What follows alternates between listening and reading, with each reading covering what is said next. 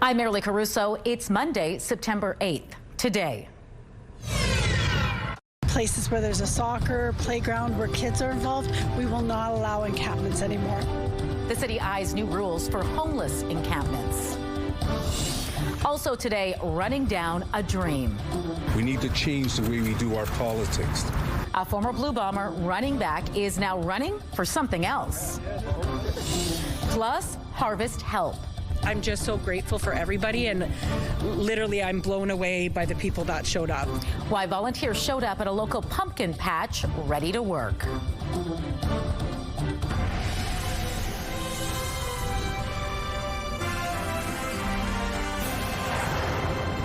Good afternoon. Thanks for joining us. The city is one step closer to adopting rules limiting where homeless tent encampments can be. Standing by live with the details is CTV's Catherine Dow.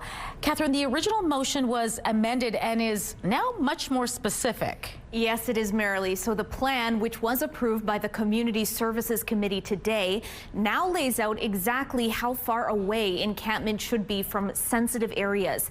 It would ban encampments within 50 meters of playgrounds, pools, spray pads, or outdoor rec facilities designed for children, families, or seniors, as well as schools, daycares, and adult care facilities. 50 meters from rail lines and 30 meters from transit shelters, docks, or piers.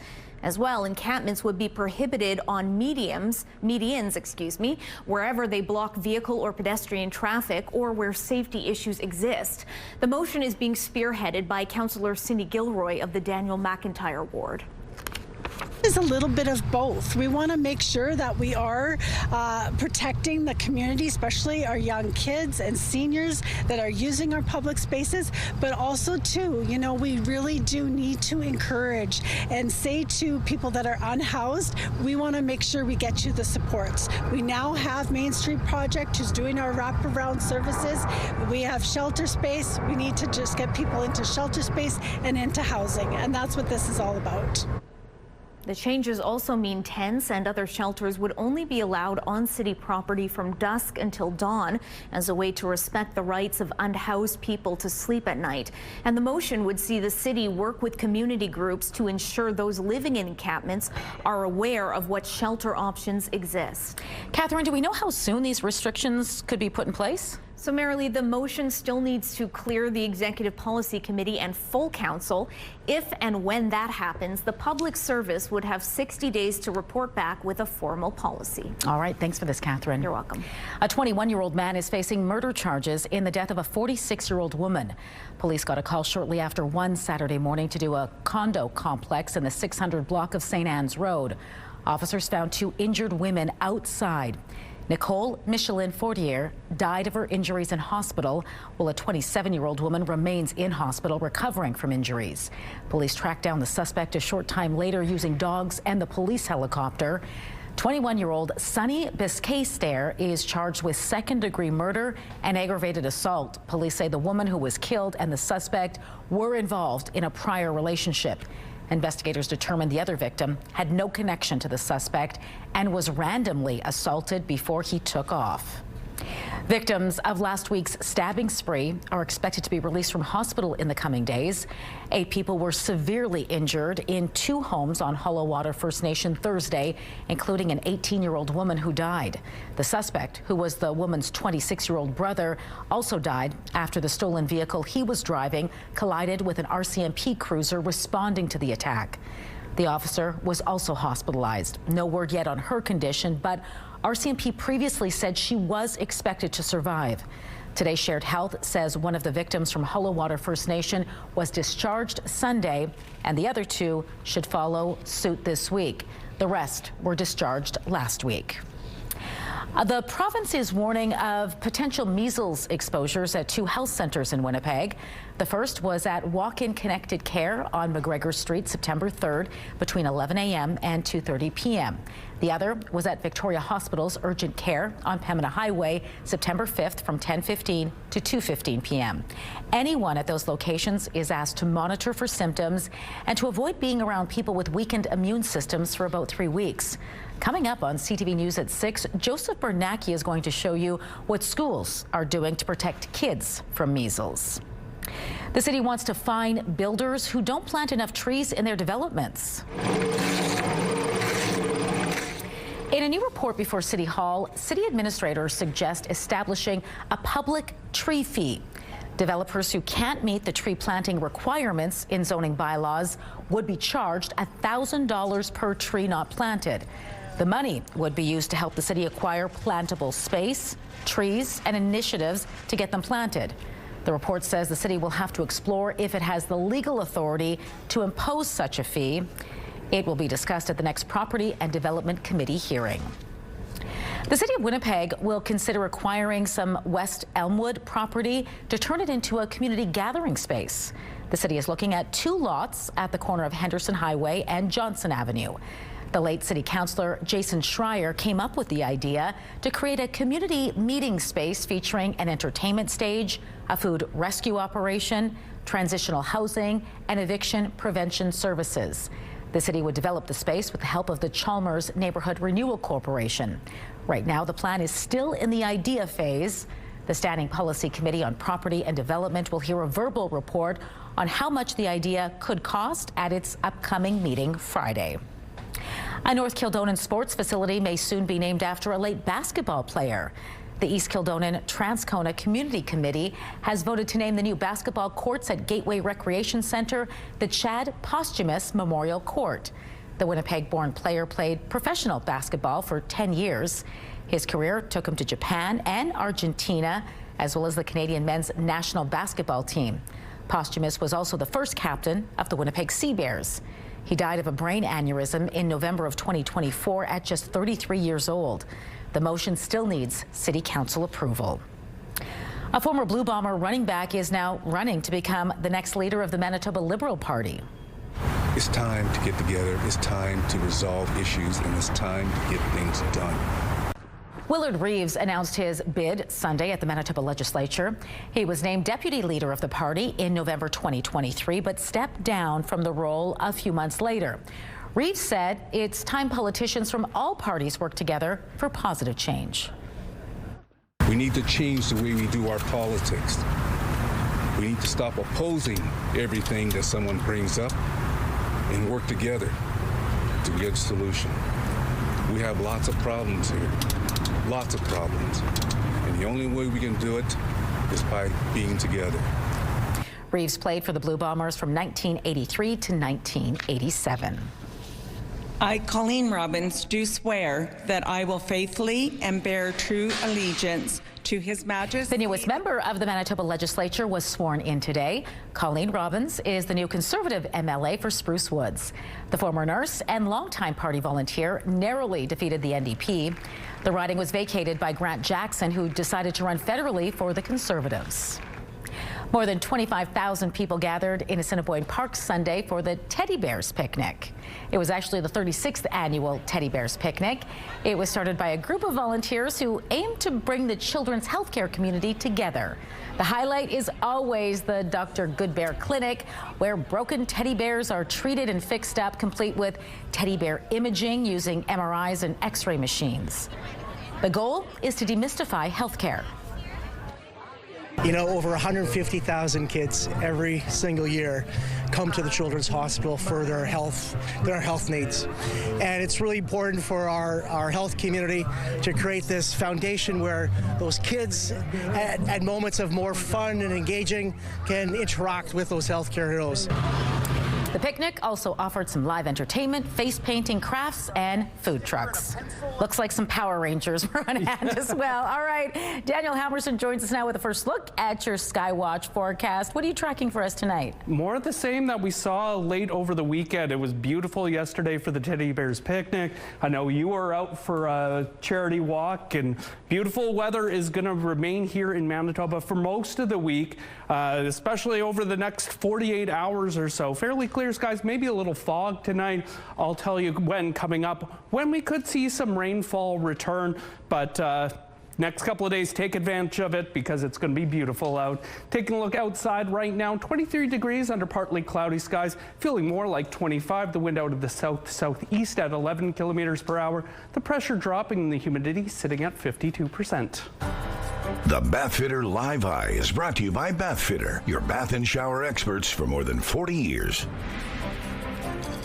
And a look out on Portage Avenue heading west. One traffic note to pass along. Waverly and McGilvery, there was a stalled semi blocking all eastbound lanes. Northbound left turn lane was also blocked. That was about 25 minutes ago. We'll keep an eye on that throughout the show. And if you miss planting them now, you're not going to have them in your garden for spring next year. Spring isn't the only planting season here in Manitoba. What to do now to maximize your garden's potential next year? CTV's Get Growing returns after the break.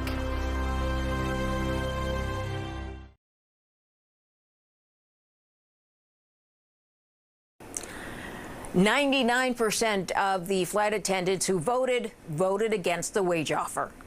The offer included a 20% wage increase over 4 years for those with 5 years or less on the job.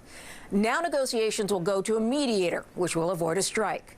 Flight attendants did strike mid-August, paralyzing the carrier and upsetting the travel plans of thousands around the world. Here's how the trading day ended. The Canadian dollar is up to 72.43. West Texas Intermediate is up 39 cents to 62.26. Western Canadian Select dropped $1.55 to under $50 a barrel, and the TSX dropped 22 points today, but remains above 29,000. Those are your business headlines. I'm Morella Fernandez. Market Watch is brought to you by Manitoba Blue Cross. Group health plans for any size business. Get Growing is back. It's so good to be back alongside Carla, her center here at St. Mary's Nursery and Garden Center. It's hard to believe that it's been this long since we've spent time together, but we're talking fall planting, but thinking even further ahead. We are, because the fall, when you start gardening in the fall, you're actually thinking, yeah, fall planting, but for spring. And this is where we go through. I know, we're springing ahead already. And most people, when you're thinking about fall planting, it's getting back in the garden. But this is the time where if you're reflective and you think, gee, you know, last year I saw beautiful tulips and I saw these big orbs of purple. Those are the alliums. And if you miss planting them now, you're not going to have them in your garden for spring next year. So at the garden centers here, we have collections. And if you're going into different categories, it's always like you're teased by the colors. But when what you're looking for is whether it's a mid-spring or late spring flowering tulip that's on there that you can have. Now, alliums, of course, there's different sizes, and believe it or not, some of these alliums, you can look at the sizes of them, they will be 6-8 inches in size. And again, the color combinations that are in there, so this is the time that you want to put it in. This is the time that you want to put bone meal as a nutrient base, so that when you're planting them in the garden, that they get a little bit of root establishment on them in order for them to then go into that dormant stage for over the winter. Now, we teased you with a look from, I don't know if Kenny can start here, and when you spend, you can see, and it's like, what is the best thing to be doing in the garden right now? Well, you knew that an Italian was coming by, so you said, let's make a whole row of garlic. Okay, and I'm married into a Ukrainian, so the garlic is the big key player here. So when you're looking at it, a lot of it, and again, it's bulb size. Some of you may think of the garlic that's in here as such large pieces. Like these are the individual little cloves that you have. So when you have the cloves, those are the ones that you're dividing up. But the mildness that you're going to get from a elephant garlic versus going into some of the spiciness or the heat that you get from some of the other ones. Russian red and Russian purple are really common ones that we like, because it is looking for hardneck, which is a very common one that we want to be overwintering and growing in our gardens. And again, still with your bulbs, it traditionally looks like the big cloves of garlic, but when you open them up, you'll find that you will have to split, divide, and do your planting. Well, lucky for you, I'm half Italian and half vampire. So this segment is just perfect. And I'm looking forward to spring, even better. This has been Get Growing. Get Growing, brought to you by St. Mary's Nursery and Garden Center. Get a lush yard and garden, thanks to expert advice from gardening professionals.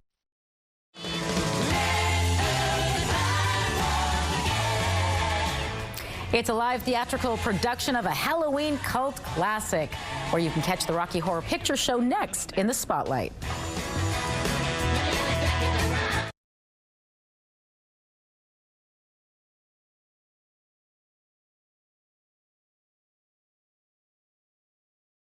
Spotlight, sponsored by the Casinos of Winnipeg, presenting Led Zepp again, the premier tribute. Daniel Helmerson is back now for Spotlight, and a cult classic is returning to Winnipeg this Halloween. Always looking forward to this, because Halloween isn't the same without a showing of the Rocky Horror Picture Show.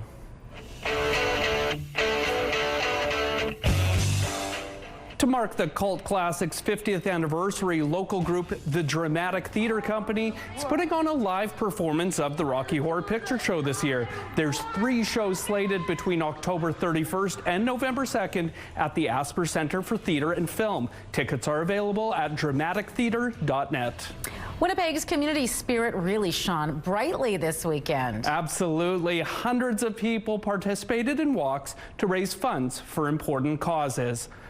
On Saturday, dozens of Winnipeggers gathered for Parkinson Canada's National Super Walk at the Canadian Mennonite University. This year's goal was $2.9 million nationally, with Manitoba aiming for $25,000. The funds will go to peer mentoring, support groups, and a new online service directory. One of the organizers was diagnosed with the disease at the age of 40. It has so much stigma behind it, and it wants to keep you at bay. And to turn that around, to get out, get active, get in the community.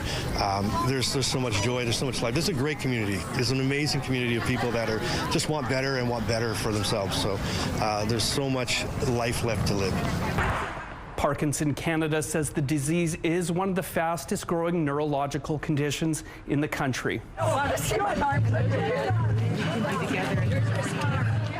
And over at Kildonan Park, more than 400 people joined Ovarian Cancer Canada's Walk of Hope. And there you are.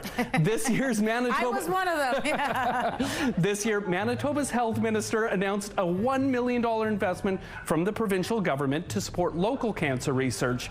Cancer Care Manitoba says the funding will help to position the province as a leader in women's health care. What that means is that now what we'll put together is an independent panel that will review grant applications from the research in the province to try to get those funds to be spent on the most impactful research for women in the province of Manitoba. It shows that the efforts that people have putting forward are really making an impact here within the province. In addition to that provincial funding, the walk raised about $80,000 for cancer research. Yeah, important funds, because I learned on Sunday that outcomes for ovarian cancer have not changed in 50 years. So hopefully this research will make a dent in some of that and for the positive. Absolutely. All right, thanks, Daddy. And tonight here on CTV, settle in with some Monday Night Football. The Chicago Bears host the Minnesota Vikings beginning at 7 o'clock. And a look out on Notre Dame Avenue, traffic moving well. Last I checked, that stalled semi at McGilvery and Waverly was still there. So choose an alternative route, and 23 degrees outside right now under a mix of sun and cloud. Wind out of the southeast at 11. I'll have your full forecast coming up.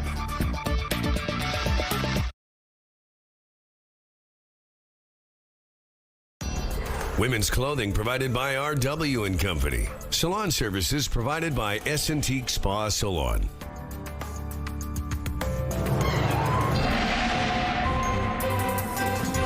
CTV Skywatch weather brought to you by South Beach Casino and Resort. Visit southbeachcasino.ca.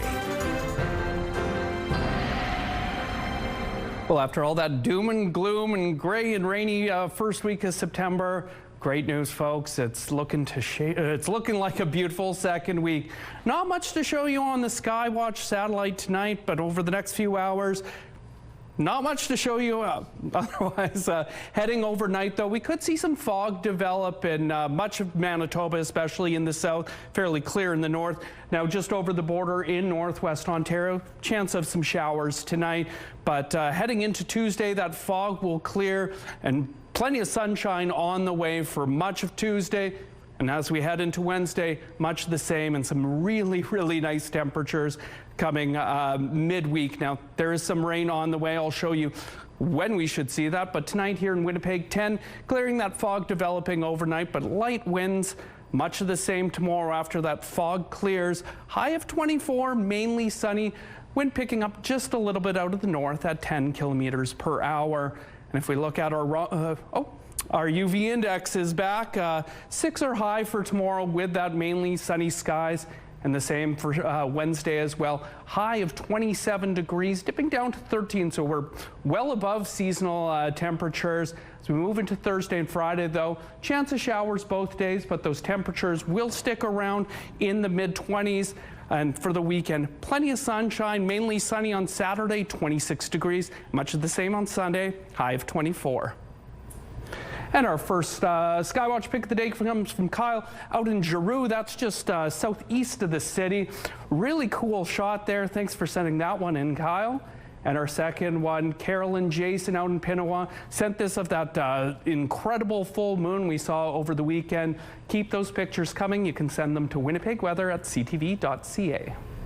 Thanks, Danny.